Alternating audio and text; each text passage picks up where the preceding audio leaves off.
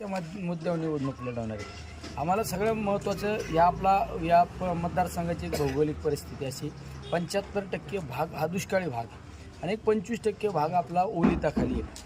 त्या ओलिताखाली भागाचे प्रश्न वेगळे आहेत. त्या ठिकाणी ऊसाला चांगला बाजारभाव मिळत नाही कारण इथेनॉलवर बंदी.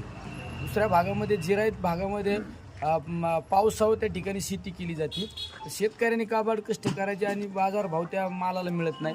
बाजारभावाचा जर विचार केला, खते बी बियाण्याचा विचार करायचा, मजुरीचा विचार केल्यानंतर त्या शेतकऱ्याचा मुद्दल भावसुद्धा मिळत नाही.